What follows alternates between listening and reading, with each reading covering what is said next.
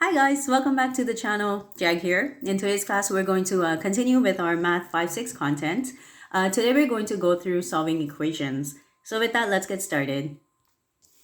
Alright, so here we are. And what we're going to go through today is going to be just solving equations by subtraction first. Okay, so what I'm going to do is write down a very simple equation here. Okay, so x plus 3 equals 7.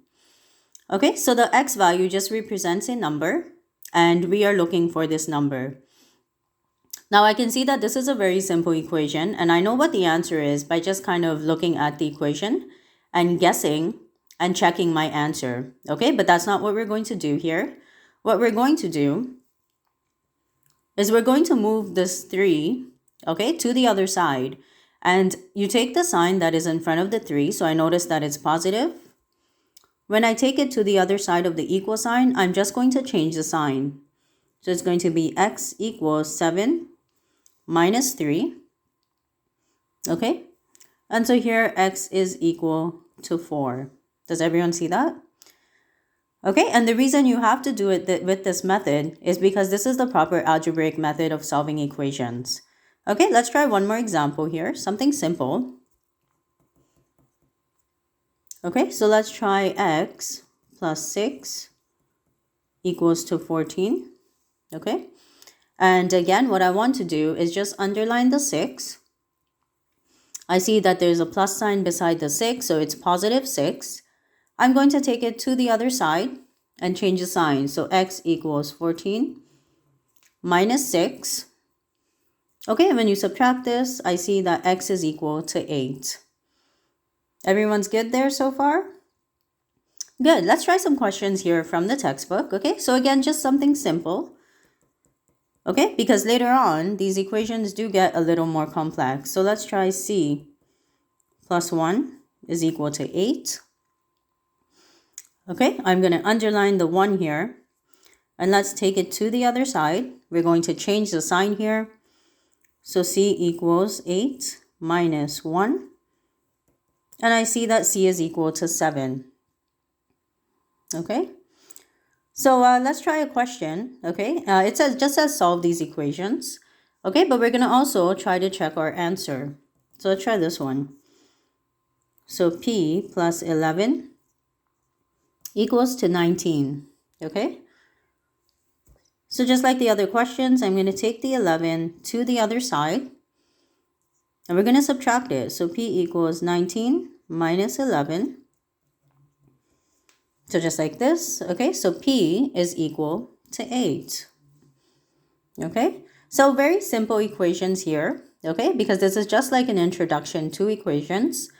Now say I want to, let's write it on this side actually, check my answer.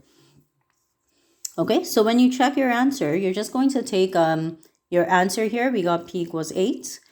We're going to plug it into the original equation. So let me write it down. So our original equation was p plus 11 equals 19.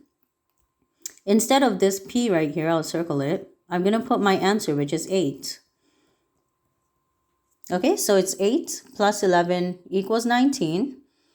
Okay, and I know when I add 8 and 11 together, it's 19. So 19 equals to 19. Okay, a common question from students has been whether or not these two sides, is it always going to be equal to 19? And the answer is no. Okay, it doesn't matter what the actual number is here. I'm just making sure both sides are equal in terms of the equation. And again, it's just kind of like you're cheating and you can check your answer. And all of your answers should be correct, okay, on a quiz or a test. All right, so let's go to the next question here. Okay, let's try this one. Okay, so we're going to try r plus 8 equals 12. Okay, and we'll try to check for this one as well. So I always underline the sign that is in front, okay? So it's positive 8. You take it to the other side, and r is equal to 12 minus 8. Did everyone see that? So I see that r is equal to 4. Okay, you're just subtracting the two numbers. Okay, let's try to check for this one. So again, when I'm checking my answer, I just want to write out the original equation here. So it's r plus 8 equals 12. Instead of the r now, I'm going to plug in 4. So 4 plus 8 equals 12. Okay, when I add the 4 and the 8 together, I notice it's 12. So 12 equals 12. Okay, so again, that way I know that r equals 4 is the correct answer. Okay, are there any questions here? So good, this is solving equations by subtraction. Okay, so let's go to the next section here. Okay, and this time, we're going to solve the equations, okay, by using addition. All right, so let's try an example here. Okay, so this time, let's try x minus 5 equals 12, okay? So again, we're using the opposite sign. And what I want to do is underline this negative 5. So notice that this 5 is negative, okay? I'm going to take it to the other side. We're going to change the sign, okay? So this time, it's going to be x equals 12 plus 5. Okay, everyone see that? So it's negative on one side. Every time you go across the equal sign, I have to change the sign. So in this case, x is equal to 17. Okay, let's try the check for this. So I write check here. We're going to write out the original equation one more time. X minus 5 equals 12. Okay. I want to plug in 17 for the x here. Okay, so 17 minus 5 equals 12. And you notice I'm only doing the left side of this equation here. Okay, and what I'm doing here is 17 minus 5. Okay, which is equal to 12 as well. Okay, so I notice 12 is equal to 12. Okay, so just like this. So this was the original equation. Okay, and I'm just checking my answer here. All right, so let's try one more example. Okay, let's try x minus 3 is equal to 11. Okay, and what I want to do here is underline the negative 3. Take it to the other side. So 11 plus 3. Okay, so in this case, x is equal to 14.